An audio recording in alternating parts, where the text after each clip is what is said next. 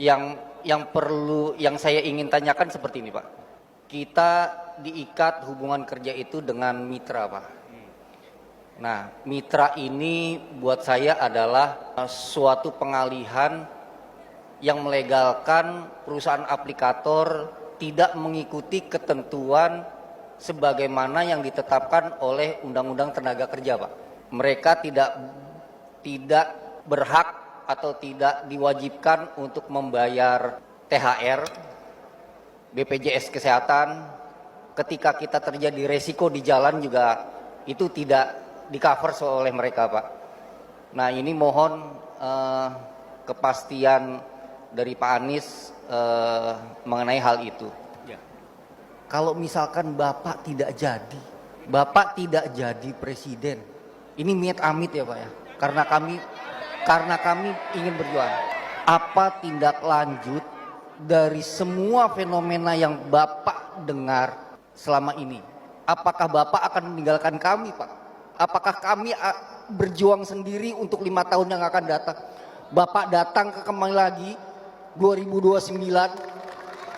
Bagaimana, Pak? Semua orang menanyakan ketika Bapak jadi. Kalau Bapak nggak jadi gimana, Pak, nasib kami?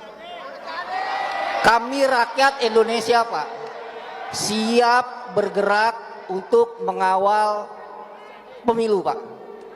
Dan saya pastikan kemungkinan besar akan terjadi pergerakan sosial ketika itu ditemukan kecurangan. Terima kasih, Pak. Kita mempelajari dari beberapa tempat ketika hubungannya diubah menjadi hubungan kerja dalam pekerjaan itu, maka secara pembiayaan itu berubah total dan ujungnya demand harganya naik, demand turun, dan ketika demand turun makin hari makin kecil, akhirnya usahanya malah jadi ada yang lengkang, ada yang keluar. Nah, jadi maksud saya kita harus cari jalan tengah nih.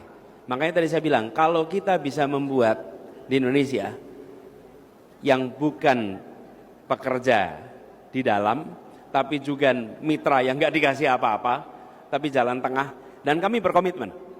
Ketika saya mengatakan kami berkomitmen, lalu teman-teman tanya, kira-kira dijalankan apa tidak? Anda lihat rekam jejak di Jakarta.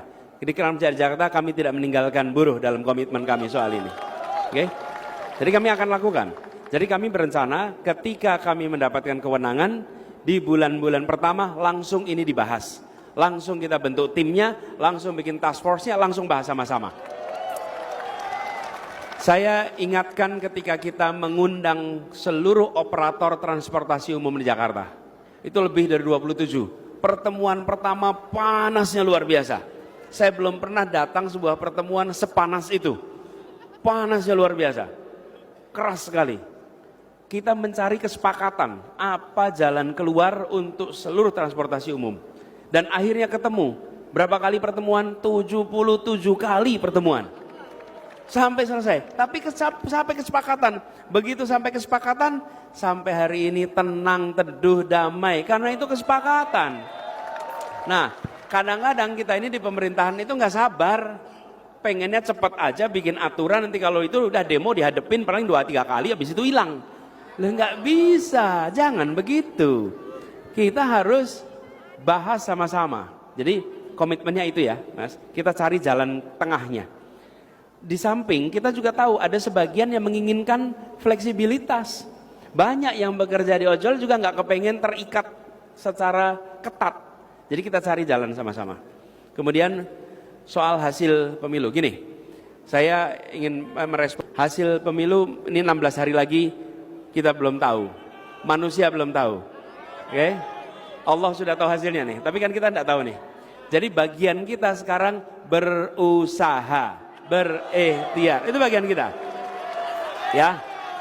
Jadi saya ajak pada semuanya untuk mengajak sebanyak mungkin mencoblos. Yang kedua, selesai pemungutan suara jam 1, ajak semua warga untuk kembali ke TPS menonton penghitungan suara.